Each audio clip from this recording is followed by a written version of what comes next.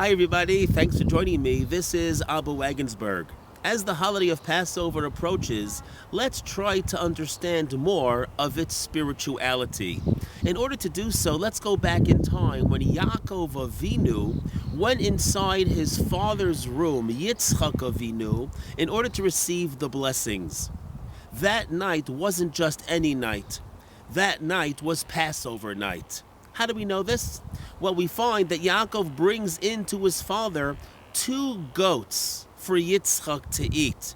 You've got to be kidding. There's no way in the world that Yitzchak Avinu in one meal is going to devour the meat on 2 full-grown goats.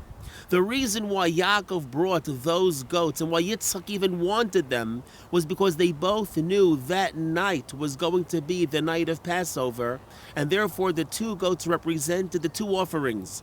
One is the Korban Pesach, the Paschal lamb, and the other is the Korban Chagiga, the other average offering brought on all of the festivals. In any case, that night was Passover night, and Yaakov went to receive the blessings on that night. That already teaches us a lesson. Passover night is a time to receive tremendous blessings from our parent in heaven. But it's interesting, when Yaakov went in to receive those blessings, he actually dressed up as his brother Esav.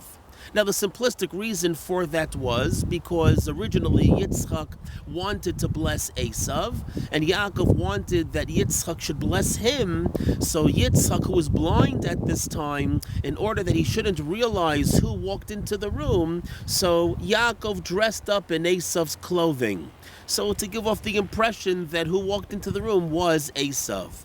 That's a simplistic understanding of the storyline. However, in the Lekach V'Halibov, I saw a much deeper approach.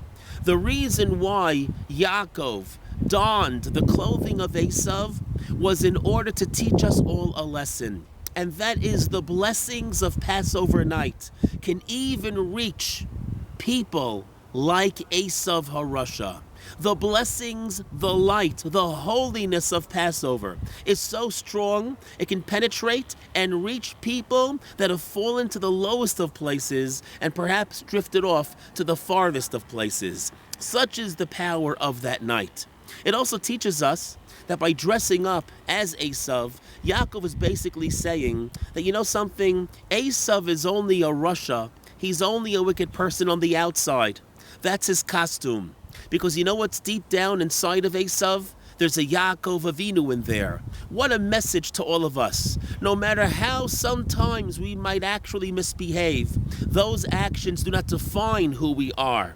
On the inside, we all have that holy, divine spark, and it's so easy to be ignited. And this is the lesson, or the lessons, that Yaakov is teaching us about the power of Passover. So, practically speaking, may I suggest that we probably did already, start preparing for Passover? I don't just mean cleaning our homes, places of work, our automobiles from chametz.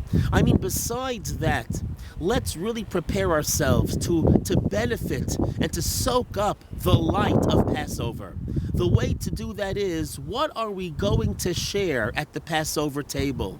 What teachings are we going to impart with our children, with our family, with our friends? What we say on Passover night can go a very long way and make a difference in somebody's life. Don't forget, the Ramah tells us that in any given year, the day of the week in which Leil HaSeder falls out on, then that year, that is precisely when Tisha B'Av is going to fall out on.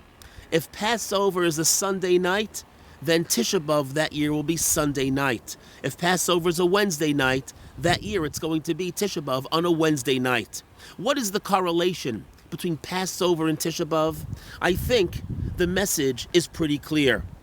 If we fail in educating our youth on the night of Passover, we're going to raise a generation of youth who misbehave, and again, we're going to have to celebrate Tisha B'Av the same way we've been celebrating that day for close to 2,000 years. A day of mourning, a day of destruction. But if we succeed on Passover night, in imparting, in educating, in raising our children, the youth, the next generation, with the values of the Torah, then these people will be able to live the type of life and create a generation and a society in which we're going to then celebrate Tisha B'Av in a much different way. A day of happiness and joy, singing and dancing together with the building of the Beis HaMikdash. As we know, the Messianic era will then ensue.